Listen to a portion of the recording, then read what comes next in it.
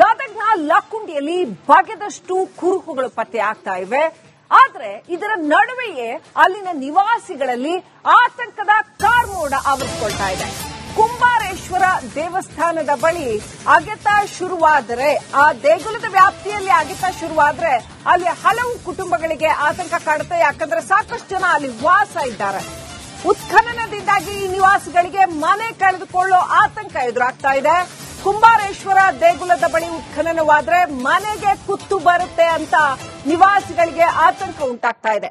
ಸೂಕ್ತ ನಿವೇಶನ ನೀಡಿದ್ರೆ ಸ್ಥಳಾಂತರ ಆಗೋದಕ್ಕೆ ಪರವಾಗಿಲ್ಲ, ನಾವು ರೆಡಿ ಇದ್ದೀವಿ ಅಂತ ಇದ್ದಾರೆ ಜನ. ಮತ್ತೊಂದು ರೋಚಕ ಇರುವಂತ ಮನೆಯಲ್ಲೇ ದೇವಸ್ಥಾನ ಇರುವಂತದ್ದು ಕೂಡ ಕುರುಹು ಪತ್ತೆಯಾಗಿದೆ. ನಾವು ಇಲ್ಲಿ ದೃಶ್ಯದಲ್ಲಿ ಕೂಡ ನೋಡ್ತಾ ಇರಬಹುದು. ಶೇಖರಯ್ಯ ಚೌಕಿಮಠ್ ಅಂತ ಹೇಳಿ ಈ ಕುಟುಂಬ ಸುಮಾರು 4 ದಶಕಗಳಿಂದ ಇದೇ ಒಂದು ಮನೆಯಲ್ಲಿ ವಾಸ ಮಾಡ್ತಾ ಇದ್ದಾರೆ. ಇದು ನೋಡ್ಲಿಕ್ಕೆ ಮನೆ ಅನ್ಸುತ್ತೆ, ಆದ್ರೆ ಇದು ಮನೆಯಲ್ಲ, ಇದೊಂದು ದೇವಸ್ಥಾನ. ಇತಿಹಾಸ ಅಂದ್ರೆ ಈಶ್ವರ ಲಿಂಗನ ದೇವಸ್ಥಾನ ಅಂತ ಹೇಳಿ ಇಲ್ಲಿ ನೋಡ್ತಾ ಇರಬಹುದು. ಮನೆಗೆ ಉಪಯೋಗಿಸುವಂತ ಎಲ್ಲ ವಸ್ತುಗಳು ಕೂಡ ಈ ಒಂದು ಮನೆ ಇಲ್ಲಿಟ್ಟುಕೊಂಡಿದ್ದಾರೆ. ಇದೇ ಒಂದು ಹಾಲು. ಅದೇ ರೀತಿಯಾಗಿ ಈ ಒಂದು ಪಕ್ಕದಲ್ಲೇ ಅಡುಗೆ ಮನೆ ಇದೆ. ಇಲ್ಲಿ ಸುಮಾರು 4 ದಶಕಗಳಿಂದ ಸುಮಾರು ಚೌಕಿಮಠ್ ಕುಟುಂಬ ಇಲ್ಲಿ ವಾಸ ಮಾಡ್ತಾ ಇದೆ. ನಾವು ಇಲ್ಲಿ ಆ ದೃಶ್ಯದಲ್ಲಿ ಕೂಡ ನೋಡ್ತಾ ಇರಬಹುದು. ಇದು ಏನು ದೇವಸ್ಥಾನದ ಬಾಗಿಲು ಸಾಕಷ್ಟು ಮಣ್ಣು ಬಿದ್ದಿರುವುದರಿಂದ ಕೇವಲ ಮೇಲ್ಭಾಗದ ಏನು ಇದಷ್ಟೇ ಕಾಣಿಸ್ತಾ ಇದೆ. ಆದ್ರೆ ಈ ಒಂದು ದೇವಸ್ಥಾನದ ಒಳಗಡೆ ಹೋಗುವಂತ ಪ್ರಯತ್ನ ಕೂಡ ನಾವು ಮಾಡ್ತಾ ಇದ್ದೇವೆ. ಇಲ್ಲಿ ನೋಡ್ತಾ ಇರಬಹುದು, ಮನೆಗೆ ಬೇಕಾದಂತ ಎಲ್ಲ ವಸ್ತುಗಳನ್ನು ಕೂಡ ಇಲ್ಲೇ ಹಾಕಿದ್ದಾರೆ. ಇದೊಂದು ಐತಿಹಾಸಿಕ ಈಶ್ವರನ ದೇವಸ್ಥಾನ. ಈಶ್ವರನ ದೇವಸ್ಥಾನದ ಮೇಲ್ಭಾಗದಲ್ಲಿ ಸಾಕಷ್ಟು ಪ್ರಮಾಣದ ಮಣ್ಣು ಬಿದ್ದಿದೆ. ಇಡೀ ಮಣ್ಣನ್ನು ತೆಗೆದರೆ ಈ ಈಶ್ವರ ದೇವಸ್ಥಾನ ಸಂಪೂರ್ಣವಾಗಿ ಗೋಚರವಾಗುತ್ತೆ. ತಮಗೆ ಶೇಖರಯ್ಯ ಚೌಕಿಮಠ್ ಏನಿದೆ, ಈ ಕುಟುಂಬ ತಮಗೆ ಬೇಕಾದಂತ ವಸ್ತುಗಳನ್ನು ಕೂಡ ಇಲ್ಲಿ ಇಟ್ಟುಕೊಂಡಿದ್ದಾರೆ. ಇಲ್ಲಿ ಕೂಡ ನಾವು ನೋಡ್ತಾ ಇರಬಹುದು, ಇದೇ ಈಶ್ವರನ ದೇವಸ್ಥಾನಕ್ಕೆ ಹೋಗುವಂತ ದಾರಿ. ಆದ್ರೆ ಬಾಗಿಲು, ಈ ಬಾಗಿಲು ಒಳಗಡೆ ಹೋದ್ರೆ ನಮಗೆ ಈಶ್ವರನ ದೇವಸ್ಥಾನದ ಗರ್ಭಗುಡಿ ಗೊತ್ತಾಗತ್ತೆ. ಇದು ಈಶ್ವರ ಗರ್ಭಗುಡಿ, ಈಶ್ವರನ ದೇವಸ್ಥಾನದ ಗರ್ಭಗುಡಿ. ಇಲ್ಲಿ ನಾವು ನೋಡ್ತಾ ಇರಬಹುದು, ಗರ್ಭಗುಡಿ ಒಳಗಡೆ ಹೋಗುವಷ್ಟು ಕೂಡ ಜಾಗ ಇಲ್ಲ, ಅಷ್ಟೊಂದು ಮಣ್ಣು ಇಲ್ಲಿ ಹಾಕಿದ್ದಾರೆ. ಹೀಗಾಗಿ ಇದೇ ಒಂದು ಗರ್ಭಗುಡಿ. ಅಂದ್ರೆ ಇಲ್ಲೇ ಈಶ್ವರ ದೇವರನ್ನು ಪ್ರತಿಷ್ಠಾಪನೆ ಮಾಡಲಾಗಿತ್ತು. ಆದ್ರೆ ಇವಾಗ ಇಲ್ಲಿ ಈಶ್ವರನ ಮೂರ್ತಿ ಇಲ್ಲ. ಹಲವು ವರ್ಷಗಳಿಂದನೂ ಕೂಡ, ದಶಕಗಳಿಂದನೂ ಕೂಡ ಈಶ್ವರನ ಮೂರ್ತಿ ಇಲ್ಲ ಅಂತೇಳಿ ಆ ಕುಟುಂಬಸ್ಥರು ಹೇಳ್ತಾ ಇದ್ದಾರೆ. ಏನು ಶೇಖರಯ್ಯ ಚೌಕಿಮಠ್ ಏನು ಕುಟುಂಬ ಇದೆ, ಇದು ಸುಮಾರು 4 ದಶಕಗಳಿಂದ ಇಲ್ಲಿ ವಾಸ ಮಾಡ್ತಾ ಇದ್ದಾರೆ. ಐತಿಹಾಸಿಕ ಲಕ್ಕುಂಡಿ ಗ್ರಾಮದಲ್ಲಿ ಸಾಕಷ್ಟು ಇತಿಹಾಸದ ಕುರುಹುಗಳು ಕೂಡ ಪತ್ತೆ ಆಗ್ತಾ ಇದ್ದಾವೆ. ಇಲ್ಲಿ 101 ಬಾವಿ, 101 ದೇವಸ್ಥಾನಗಳಿದ್ದಾವೆ. ಆದ್ರೆ ಇಂಥ ಗ್ರಾಮದಲ್ಲಿ ಈ ರೀತಿ ಮನೆಯಲ್ಲೇ ದೇವಸ್ಥಾನಗಳಲ್ಲೇ ಮನೆ ನಿರ್ಮಾಣ ಮಾಡಿಕೊಂಡು ಕುಟುಂಬಗಳು ಕೂಡ ವಾಸ ಮಾಡ್ತಾ ಇದ್ದಾವೆ. ಒಟ್ಟಾರೆ ಹೇಳಬೇಕಂತಂದ್ರೆ ಇಲ್ಲಿ ಕೂಡ ಈ ಒಂದು ದೇವಸ್ಥಾನ ಸಂಪೂರ್ಣವಾಗಿ ಶೀತಲಗೊಂಡಿದೆ. ಇದನ್ನು ಸಂಪೂರ್ಣವಾಗಿ ಇಲ್ಲಿರುವಂತಹ ಮಣ್ಣಾಗಿರ್ಬೋದು, ಇದನ್ನೆಲ್ಲಾ ತೆಗೆದ ನಂತರ ದೇವಸ್ಥಾನ ಯಾವ ಕಾಲದ್ದು, ಇದರ ಸಂಪೂರ್ಣವಾದ ಇತಿಹಾಸ ಗೊತ್ತಾಗಬೇಕಾಗಿದೆ.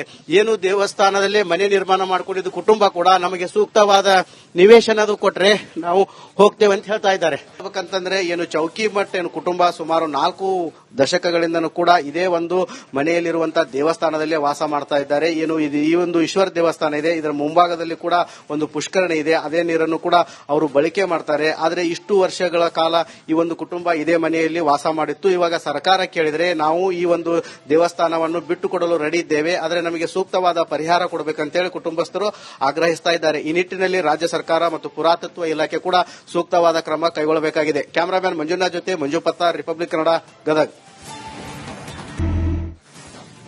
ಗದಗ್ನ ಲಕ್ಕುಂಡಿಯಲ್ಲಿ ಬಗೆದಷ್ಟು ಕುರುಹುಗಳು ಪತ್ತೆ ಆಗ್ತಾ ಇವೆ. ಆದ್ರೆ ಇದರ ನಡುವೆಯೇ ಅಲ್ಲಿನ ನಿವಾಸಿಗಳಲ್ಲಿ ಆತಂಕದ ಕಾರ್ಮೋಡ ಆವರಿಸಿಕೊಳ್ತಾ ಇದೆ. ಕುಂಬಾರೇಶ್ವರ ದೇವಸ್ಥಾನದ ಬಳಿ ಅಗೆತ ಶುರುವಾದರೆ, ಆ ದೇಗುಲದ ವ್ಯಾಪ್ತಿಯಲ್ಲಿ ಅಗೆತ ಶುರುವಾದ್ರೆ ಅಲ್ಲಿ ಹಲವು ಕುಟುಂಬಗಳಿಗೆ ಆತಂಕ ಕಾಡುತ್ತೆ. ಯಾಕಂದ್ರೆ ಸಾಕಷ್ಟು ಜನ ಅಲ್ಲಿ ವಾಸ ಇದ್ದಾರೆ. ಉತ್ಖನನದಿಂದಾಗಿ ಈ ನಿವಾಸಿಗಳಿಗೆ ಮನೆ ಕಳೆದುಕೊಳ್ಳೋ ಆತಂಕ ಎದುರಾಗ್ತಾ ಇದೆ.